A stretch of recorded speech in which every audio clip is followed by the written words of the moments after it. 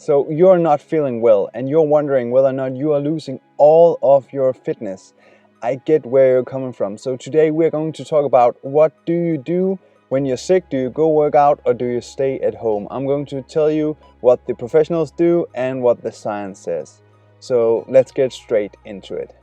Well, first of all, if you are contagious, then you should not be working out with other people. You should not go to the gym. You should not go to a group workout. Then you should stay at home or work out by yourself. Okay, now first up, let me assure you that you are not going to lose a lot of fitness if you are just sick for 1 or 2 weeks if you have been training consistently. There have been studies done where they took a control group of people who were working out for 12 weeks and then they took another group that were working out for 4 weeks and then took 2 weeks off and then worked out for the last 6 weeks, and they ended up the same place. Now, a common approach and what I used to recommend was that if you were sick from above the neck, then it was okay to train, but if you were sick from below the neck, like a pneumonia or something like that, then you should not train.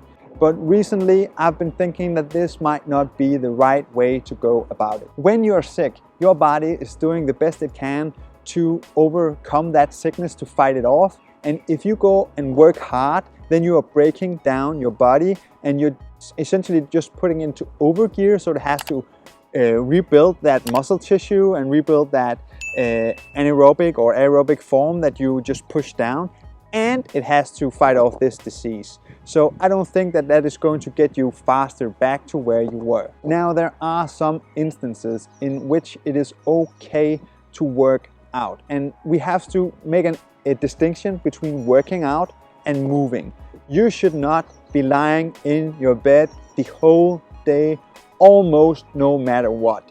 Because if you are lying in your bed, then you are decreasing your fitness. You are decreasing your muscle mass if you lie in bed for 14 days. So don't do that. Instead, what I want you to do is to move.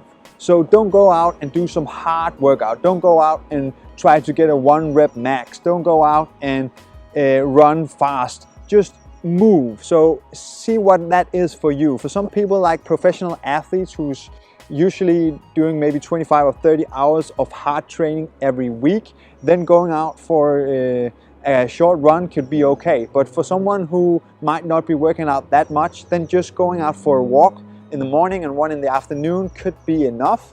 But you have to do something. You have to move, but move within the range that you can. But if you are an athlete and you need to figure out whether or not you can train or not, then you need to do some self-experimentation, because we are all different. And even though we have some research on this that shows that maybe you should not work out, maybe you should just move, then some people actually feel like they get over it faster if they go out and do a bit of training. But here are my recommendations that I will tell any athlete that I meet.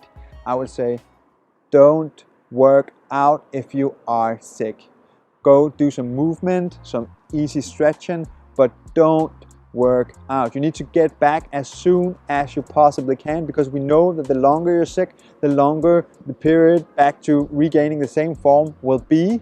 So if we can cut that off by 1 day or 2 days, then that is way better than to work out a little bit and then prolong the period with, let's say, 3 or 4 days. So not much research has been done on this, because you need to find people who are sick and who trains and people who don't train, and they have to be sick at the same time and they have to have the same illness and things like that. So it's really hard to make some solid research on this. But we know a couple of things. We know that if you work for a prolonged period of time, so let's say like you run a marathon or you bike ride for 5 hours, then you're more susceptible to get an infection.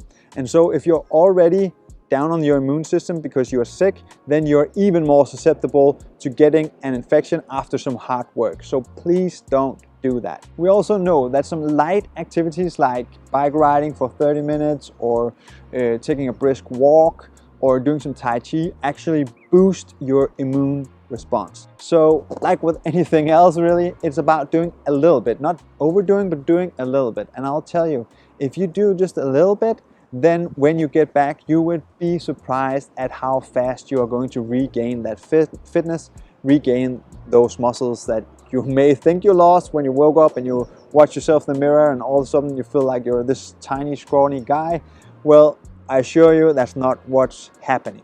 So how long does it actually take before you can regain previous form? Well, it depends on what type of person you are, what type of training you do, what type of sickness you have, but as a general rule of thumb, it would take about twice as long as the sickness period to get back to previous form. And that's why we want to avoid having more days of sickness, because we know that more days of sickness will be more days before we regain that form, and then even more days before we can get back to getting on and improving our form. So let's say that you are sick for 1 week, but then you need 2 weeks to recover, then effectively that was 3 weeks that you could have been improving. So every day that we can cut off that, then it is better for you, and it will get you back faster and get you to become better faster. So the way that you should think about it is, how fast can I get back, and not can I work out while I do this. Soon enough you'll be back working hard and getting closer to those goals of yours.